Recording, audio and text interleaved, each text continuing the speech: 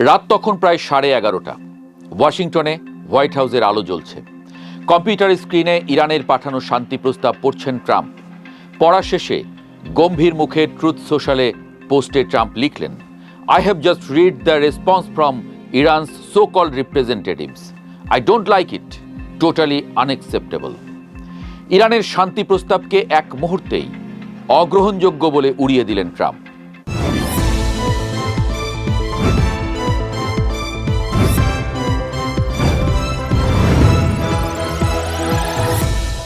যুদ্ধের ৭৩তম দিনে এভাবেই ভেঙে পড়ল সপ্তাহ খানেকের কূটনৈতিক প্রচেষ্টা।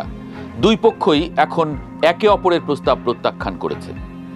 এদিকে হরমুজ প্রণালীতে ১৬৬টি তেলের ট্যাঙ্কার আটকে আছে, যাতে জমে আছে প্রায় ১৭ কোটি ব্যারেল অপরিশোধিত তেল, জেট ফুয়েল, ডিজেল। বিশ্ববাজারে তেলের ব্যারেল $১০০ ছাড়িয়ে গেছে। ৩টা প্রশ্ন আজ খোলাসা করব। ট্রাম্প কেন এই প্রস্তাব ফেলে দিলেন? হরমুজ বন্ধ থাকলে বিশ্ব অর্থনীতির কি হবে? আর বাংলাদেশের আমজনতার পকেটে এর আঘাত কতটা গভীর? শান্তি প্রস্তাব নাকি আত্মসমর্পণের নথি? দুই পক্ষই কথা বলছে, কিন্তু সম্পূর্ণ বিপরীত ভাষায়। ইরানের প্রস্তাবে ছিল যুদ্ধ বন্ধ করতে হবে সব ফ্রন্টে, মার্কিন নিষেধাজ্ঞা তুলে নিতে হবে এবং হরমুজ প্রণালীর নিয়ন্ত্রণ ইরানের হাতেই থাকবে। এর বিনিময়ে চুক্তি সই হওয়ার সঙ্গে সঙ্গে নৌ অবরোধ শেষ করার প্রতিশ্রুতি দেয় তেহরান। কিন্তু পারমাণবিক কর্মসূচিতে এক চুলো ছাড় দিতে চায়নি ইরান। ট্রাম্পের অবস্থান হলো ইরানকে পারমাণবিক কর্মসূচি পুরোপুরি ছেড়ে দিতে হবে। আর ইরানি রাষ্ট্রীয় মিডিয়া মার্কিন এই প্রস্তাবকে ট্রাম্পের কাছে ইরানের আত্মসমর্পণ বলে চিহ্নিত করেছে। এখানে আরেকটি জটিলতা আছে, আর তা হলো লেবানন। লেবাননের বিনোদ জবেইলে ইসরায়েলি হামলায় চিকিৎসক ও বেসামরিক মানুষ মারা যাচ্ছেন। ইরান স্পষ্ট করে বলে দিয়েছে, লেবাননে হামলা বন্ধ না হলে কোনো শান্তি চুক্তি হবে না।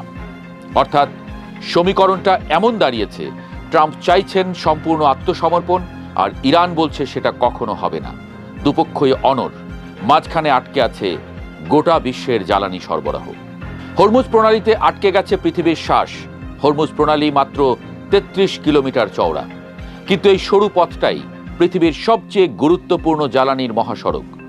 যুদ্ধ শুরুর আগে প্রতি মাসে প্রায় ৩,০০০ জাহাজ এই পথ দিয়ে যেত।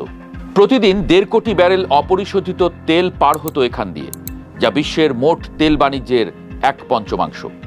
কিন্তু এপ্রিল মাসে মাত্র ১৯১টি জাহাজ পার হয়েছে, যা স্বাভাবিক সময়ের তুলনায় মাত্র ৫%।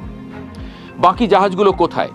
ট্যাঙ্কারগুলো এখন ট্র্যাকার বন্ধ করে চলাচল করছে, যাতে ইরানি ড্রোন হামলার নজর এড়ানো যায়। কেপলারের শিপিং ডেটায় দেখা গেছে, সম্প্রতি ৪ মিলিয়ন ব্যারেল বহনকারী দুটো সুপার ট্যাঙ্কার ট্র্যাকার বন্ধ রেখেই হরমুজ পার হয়েছে। এই ভয়ের পরিণতি সরাসরি বাজারে পড়ছে। ট্রাম্পের প্রত্যাখ্যানের খবরে রোববার রাতেই ব্রেন্ট ক্রুড অয়েলের দাম ২.৬৯% বেড়ে $১০৪.০১ পৌঁছায়। আটকে পড়া জাহাজ বের করে আনার জন্য প্রজেক্ট ফ্রিডম নামে একটা পরিকল্পনা নিয়েছেন ট্রাম্প, কিন্তু বিশ্লেষকরা বলছেন এই পরিকল্পনা কাজে আসবে না। ইউরেশিয়া গ্রুপ সরাসরি বলেছে, ইরানের সম্মতি ছাড়া বা বড় নৌ মোতায়েন ছাড়া প্রজেক্ট ফ্রিডম ব্যর্থ হবে। স্বল্প মেয়াদে হরমুজ দিয়ে জাহাজ চলাচল উল্লেখযোগ্যভাবে বাড়বে না। আপনার পকেটে কতটা লাগছে এই আঘাত? এখানে অনেকে ভাবতে পারেন, মধ্যপ্রাচ্যের যুদ্ধে আমার কি? উত্তর হলো, আপনার সব।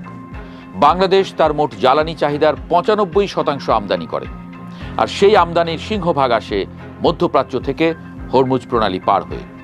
২০২৬ সালে বাংলাদেশের ১১৫টি এলএনজি কার্গো আসার কথা ছিল, কিন্তু মধ্যপ্রাচ্যের এই সংকটে সেগুলোর মধ্যে ৪০টি পাওয়া যাবে না বলে আশঙ্কা করছেন কর্মকর্তারা।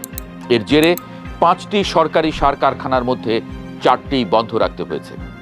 একটু ভাবুন, বড় মৌসুমে সার কারখানা বন্ধ, সেচের জন্য বিদ্যুৎ নেই, ধান খেতে পানি নেই। ঢাকার মিরপুর থেকে রংপুরের কৃষক সবাই টান খাচ্ছেন একই দড়িতে। বাংলাদেশ পেট্রোলিয়াম কর্পোরেশন সৌদি আরব ও আবুধাবি থেকে অপরিশোধিত তেল আনে, পেট্রোবাংলা আনে কাতার থেকে এলএনজি, বেসরকারি গ্যাস কোম্পানিগুলো আনে ইরাক ও ওমান থেকে এলপিজি। এই সব কিছুর পথ একটাই। ঢাকা বিশ্ববিদ্যালয়ের অর্থনীতির অধ্যাপক ডক্টর সেলিম রাইহান বলেছেন, মধ্যপ্রাচ্যে দীর্ঘস্থায়ী উত্তেজনা বাংলাদেশের জন্য একটার পর একটা সংকট তৈরি করবে। বৈশ্বিক তেলের দাম বৃদ্ধি, বাণিজ্য পথ বিঘ্নিত হওয়া এবং রেমিট্যান্সে আঘাত সব মিলিয়ে দেশের অর্থনৈতিক স্থিতিশীলতা হুমকিতে পড়বে। ট্রাম্প চান সম্পূর্ণ জয়, ইরান চায় মর্যাদা রক্ষা। দুপক্ষের মধ্যে পার্থক্য এতটাই বিশাল যে কাছাকাছি আসার কোনো লক্ষণ এখন পর্যন্ত নেই। আর সেই অচলাবস্থা হরমুজ প্রণালীতে বিশ্বের তেলের 1/5 আটকে রাখছে অনির্দিষ্টকালের জন্য। এই যুদ্ধটা শুধু আমেরিকা আর ইরানের না, এটা কৃষকের সারের যুদ্ধ, আপনার আমার বিদ্যুৎ বিলের যুদ্ধ। ট্রাম্প শি জিনপিং বৈঠক হচ্ছে বেইজিংয়ে। চীন কি এই সংকটে মধ্যস্থতা করতে পারবে, নাকি যুদ্ধ আরও দীর্ঘ হবে? সেটার উপরই নির্ভর করছে আপনার আমার পকেটের পরের ধাক্কাটা কতটা গভীর হবে।